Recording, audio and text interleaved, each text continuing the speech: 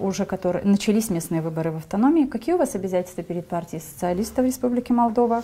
Ваши явные и, я бы сказала, надежные всегдашние сторонники теперь идут от партии социалистов. Значит ли это, что ваша команда и есть команда партии социалистов?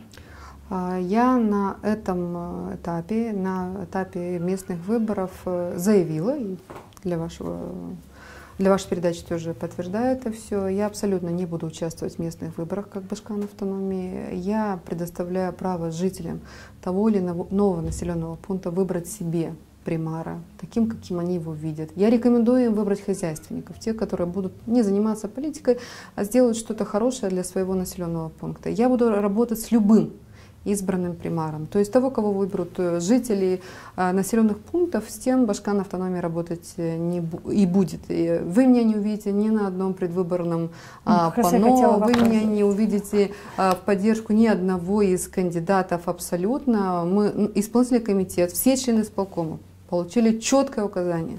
Те, кто из них будет заниматься политикой, пишут заявление и уходят.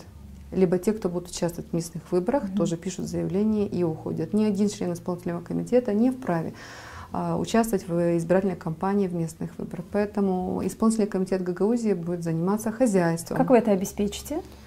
А это в моих силах. Что значит, как я это обеспечу?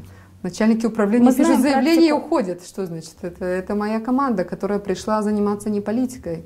Они пришли, я же вам и говорила, они пришли не по партийному признаку в команду. Мы сохраним общественный порядок. Вот, допустим, начальнику УВД дано задание сохранять общественный порядок в период избирательных кампаний.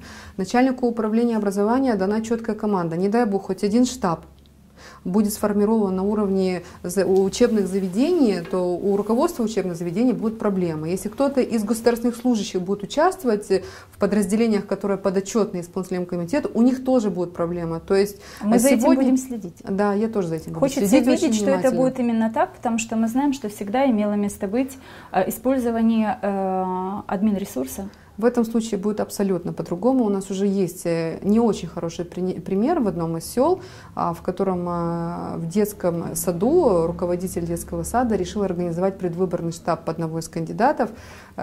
И руководитель детского сада был приглашен, и ему четко было обозначено, что если он продолжит заниматься политикой, то, соответственно, нам будет не по пути.